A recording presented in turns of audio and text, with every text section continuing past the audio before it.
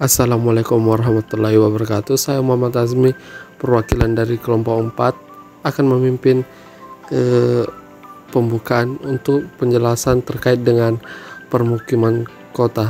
Selanjutnya akan dijelaskan oleh teman saya kepada teman saya persilahkan.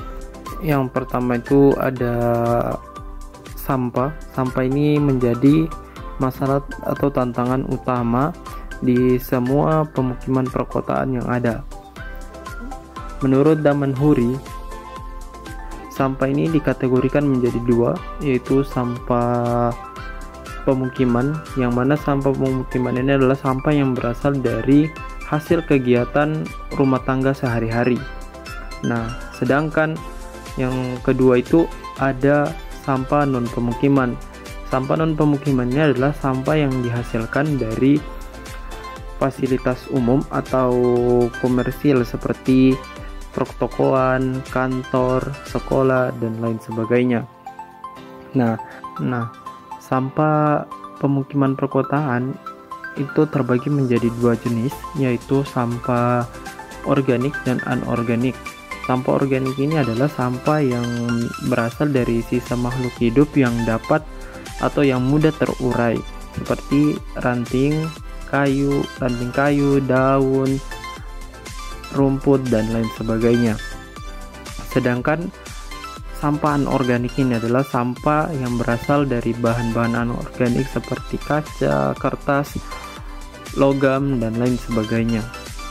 Nah, selanjutnya itu ada tantangan dalam pengolahan sampah. Selanjutnya itu pengolahan sampah. Pengolahan sampah ini tidak semua masyarakat itu melakukan pembuangan sampah itu ke TPA. Nah, masih ada yang melakukannya secara mandiri atau individu, yaitu dengan cara dibakar atau membuangnya ke sungai. Nah, ini menjadi salah satu tantangan yang ada di pemukiman perkotaan. Community Based Solid Waste Management adalah pendekatan pengelolaan sampah yang melibatkan partisipasi aktif dari masyarakat guna menurunkan sampah yang ada. Nah, konsep ini biasa menganut bank sampah, yaitu konsep yang menyeru masyarakat atau membuat masyarakat menukarkan sampah yang dikumpulkan dengan barang atau insentif lainnya. Oke, selanjutnya yaitu ada air bersih. Sumber air bersih yang dominan digunakan di pemukiman perkotaan antara lain yaitu sumur, air kemasan, air PDAM, air sungai, sumber gali, dan sumber bor. Kemudian pencemaran air bersih di pemukiman kota sendiri disebabkan oleh perlakuan dan kebiasaan buruk warga seperti pembuangan sampah yang buruk yang dapat menyebabkan kondisi kualitas air sungai itu juga menjadi buruk. Yang berikutnya yaitu vektor. Nyamuk, lalat, dan tikus adalah vektor umum yang sering ditemukan di pemukiman kota dan dapat membawa berbagai penyakit.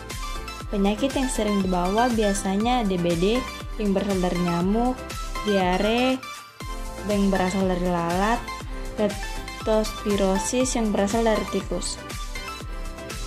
Langkah-langkah pencegahan termasuk menghilangkan genangan air, menggunakan kelambu dan kaut kasa, menggunakan insektisida atau obat anti nyamuk, menjaga kebersihan lingkungan, menggunakan jaring lalat, menggunakan kipas angin atau sistem penghisap udara, menjaga kebersihan rumah dan area sekitar, memasang jaring besi pada ventilasi dan lubang-lubang, menggunakan perangkap tikus, dan melakukan edukasi masyarakat serta kerjasama komunitas.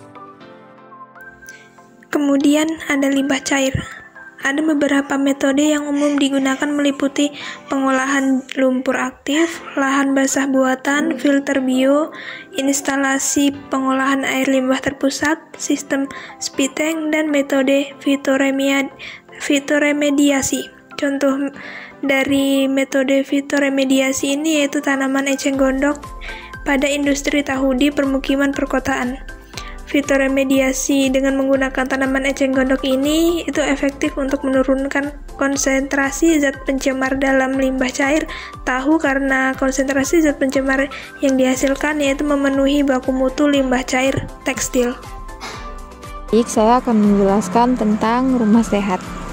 Rumah sehat adalah bangunan tempat berlindung dan beristirahat serta sebagai sarana pembinaan keluarga yang menumbuhkan kehidupan sehat secara fisik, mental, dan sosial, sehingga seluruh anggota keluarga dapat bekerja secara produktif.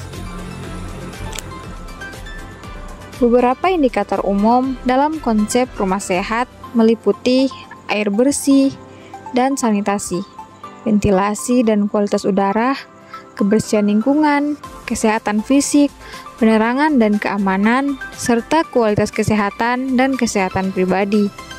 Ada beberapa contoh kasus tentang rumah sehat, yaitu yang pertama, rumah-rumah di Kota Palangkaraya, di Kota Pangkal Pinang yang tidak memenuhi syarat rumah sehat, memiliki kondisi fisik yang umumnya terdapat terdiri dari bangunan temporer dan kepadatan bangunan yang tinggi. Yang kedua, tingkat ekonomi masyarakat di kawasan tersebut sangat rendah, dengan mayoritas pekerjaan sebagai pegawai swasta atau buruh harian, sehingga pendapatan per kapitalisnya relatif kecil. Yang ketiga, infrastruktur yang tidak memadai, terutama dalam hal ketersediaan air bersih dan sanitasi, juga menjadi salah satu penyebab rumah-rumah di Kota Pangkal Pinang tidak memenuhi syarat rumah sehat. Selanjutnya itu ada pengolahan makanan dan minuman, pengolahan pangan, pertanian urban seperti hidroponik, polybag, vertikultur, dan penggunaan rooftop dapat digunakan untuk memenuhi kebutuhan pangan di perkotaan. Pertanian urban juga dapat meningkatkan ketahanan pangan, mengurangi ketergantungan pada pasokan makanan dari luar kota, dan mendorong gaya hidup sehat. Contoh penyakit dari pengolahan pangan yang tidak baik itu seperti keracunan makanan, infeksi parasit usus. Terus ada pengolahan air minum. Sumber air minum di permukiman perkotaan dapat berasal dari sungai, danau, sumur dangkal, atau sistem pasokan air umum. Proses pengambilan, pengolahan, dan distribusi air minum harus dilakukan dengan baik untuk menghindari penyakit seperti diare, kolera, hepatitis A, dan tifus yang disebabkan oleh air minum yang terkontaminasi. Terima kasih. Itulah tadi sedikit penjelasan dari kelompok 4. Lebih dan kurangnya mohon dimaafkan. Wassalamualaikum warahmatullahi wabarakatuh dan terima kasih.